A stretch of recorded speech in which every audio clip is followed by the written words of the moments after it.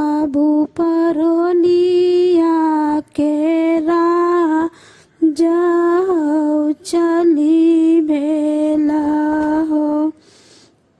एक कोस गेल दुई कोस हो गेल तेसर कोसना बाबू पहिलियो साँझ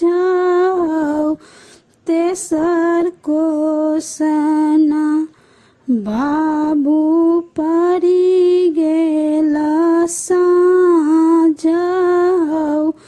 तेसर कोसना घर छौ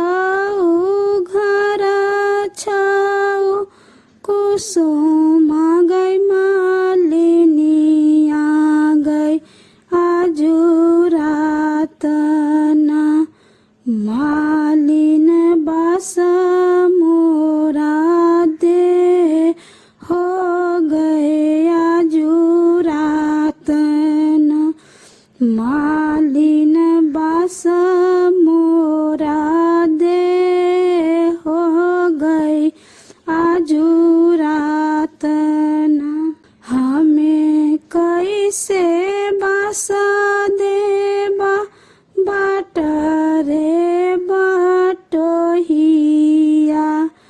बटोहिया मोरो घरबा ननद रे बैरिनिया बटोहिया मोरो घरबा सासू छै रे जोगिनिया बटोहिया मोरो घरबा सासू छै रे जोगिनिया। एताने बचन जब सुनलन जगदम्बा गोसाई सुनलन महामाया गोसाई बाबू मने मने रहल हो दुखित बाबू मने मने रहल हो दुखित।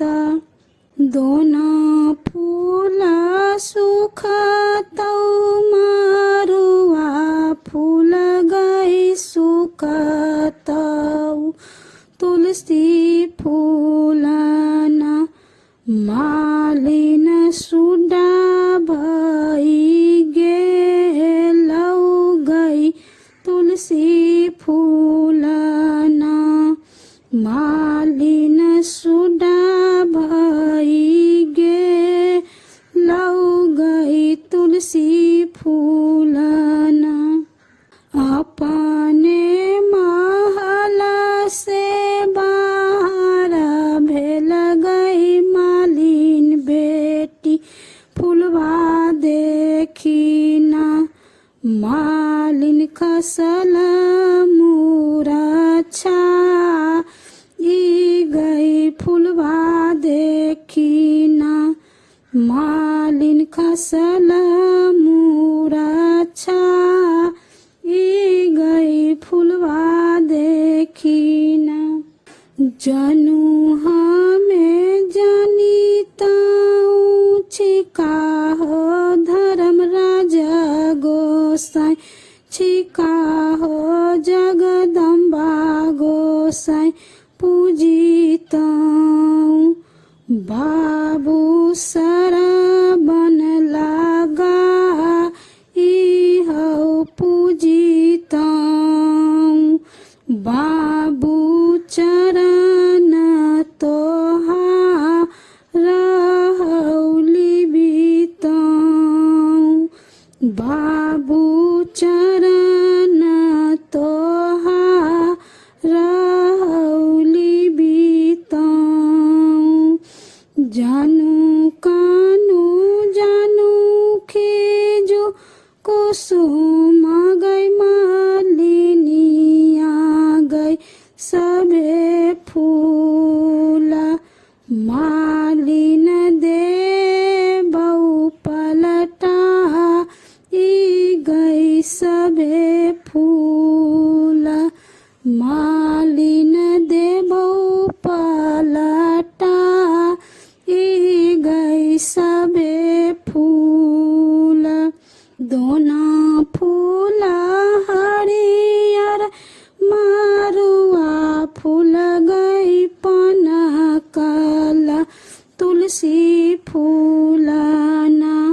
मालिन भकरार भई गे लौ गई तुलसी फूलना। मालिन भकरार भई गे लौ गई तुलसी फूलना।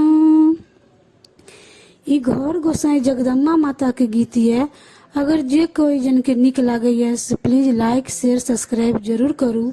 और अहाँ सबके जे कुछ भजन सुने की है से कमेंट बॉक्स में जरूर लिखू, हम गावे के पूरा कोशिश करब।